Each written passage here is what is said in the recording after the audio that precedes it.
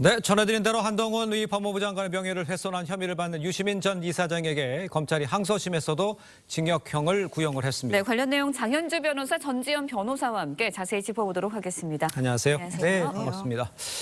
자, 먼저 문제가 됐던 유시민 전 이사장의 발언을 듣고 이야기를 나눠보도록 하겠습니다.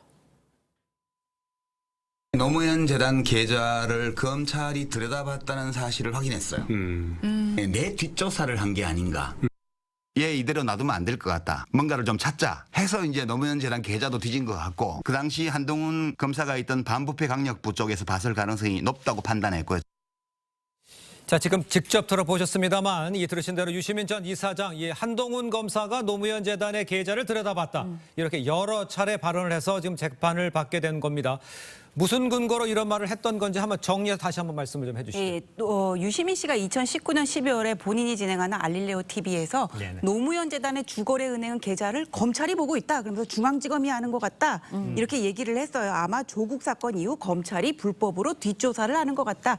이렇게 얘기를 했는데 예. 여기서 더 자가 발전을 하더니 나중에는 이제 라디오에 나가서 한동훈 검사가 있던 반부패 강력부 쪽에서 봤을 가능성이 높다.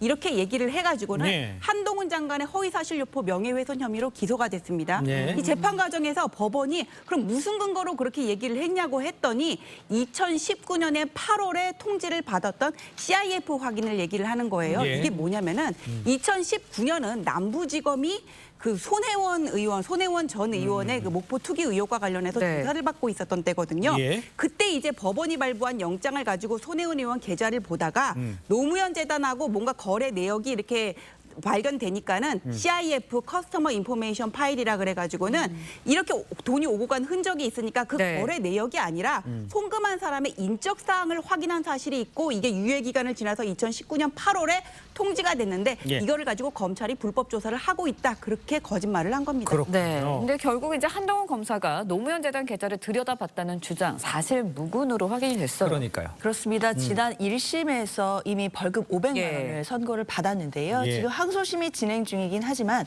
일단은 그 계좌를 들여다봤다는 부분에 대해서는 법원에서 허위였음을 인정한 것으로 볼 수 있겠습니다. 예. 다만 이제 항소심에서 이제 유시민 전 이사장이 지금 다투고 있는 부분들이 있기 때문에 그 부분을 재판부가 받아줄지 여부는 항소심 결과를 조금 더 지켜봐야겠습니다. 네. 알겠습니다. 지금 이제 변호사께서 쭉 설명을 해주셨는데 그럼 전체적으로 봤을 때 검찰은 왜 유 전 이사장이 징역형을 받아야 된다라고 생각을 하는 겁니다. 아니 허위 사실 유포 명예훼손으로 기소가 됐는데 네. 거짓말이잖아요. 아, 거짓말이다. 그다음에 제대로 확인을 안 한 건지 아니면 어떤 무지의 소치인지는 모르겠지만은 여기에는 분명히 한동훈 검사장에 대한 당시 검사장에 대한 비방의 목적이 있었던 거거든요. 예. 유시민 이사장은 당시 공인이었어요. 방송을 예. 통해서 몇 차례에 걸쳐 제대로 확인되지도 않고 이렇게 허위 사실을 유포를 했으면은 예. 그 방송을 본 시청자들이 어떤 검찰의 공정성이나 중립성에 대해서 잘못된 오해를 가졌을 거 아닙니까? 그렇죠. 그래서 이거는 1심에서 나온 벌금 정도로 마무리를 할 게 아니라 예. 징역형을 선고를 해서 재발을 방지해야 된다.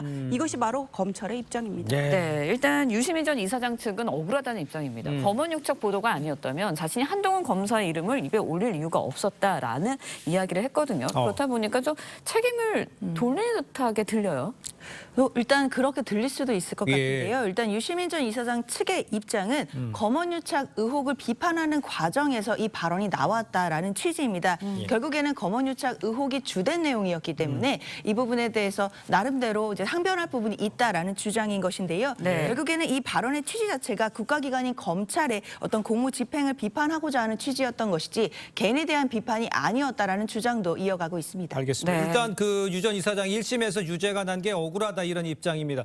글쎄요, 이제 유시민 전 이사장 입장에서 봤을 때 어떤 점이 억울하다고 이야기를 하고 있는 건가요? 예, 지금 변호사님께서 말씀하셨던 것처럼 그런 취지가 아니었다고는 얘기를 하지만은 분명히 한동훈 이름이 거기 있었거든요. 그러니까요. 그럼 이거는 한동훈 전 검사장에 대한 명예훼손이 분명히 되는 거고 본인이 억울한 게 뭐 그때 조국 수사 있었고 검언유착 얘기를 하면서 나중에 잠깐 얘기를 했다고는 하지만 잠깐 얘기한 거는 얘기한 거 아니냐고요. 방송에서 몇 차례 얘기를 해놓고 예. 그다음에 당신이 그 제기됐던 검언유착도 예. 기소가 됐던 모 기자가 종편사의 모 기자가 무죄를 받았고 당시에 뭐 어느 방송 방송사에서 그렇게 계속 제보를 했던 그런 그 검언 유착이 예. 사실이 아닌 게 증명이 됐고 김어준 씨는 이걸로 벌금 500만 원을 배상하라 이런 판결까지 받았거든요. 네. 그렇게 연결을 지을 수도 없을 뿐더러 검언 유착과 검찰이 뭐 이렇게 뒷조사를 했다는 거는 전혀 별개의 사실임에도 불구하고 이렇게 연결을 지어서 그거 말하는 와중에 잠깐 말하는 건데요. 이렇게 얘기를 하는 거는 평소에 보여줬던 그 유시민 이사장답지 않게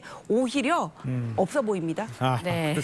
일단 재판부의 선고는 12월에 나올 예정인데 항소심에서 무죄가 나올 가능성 어느 정도라고 보시나요?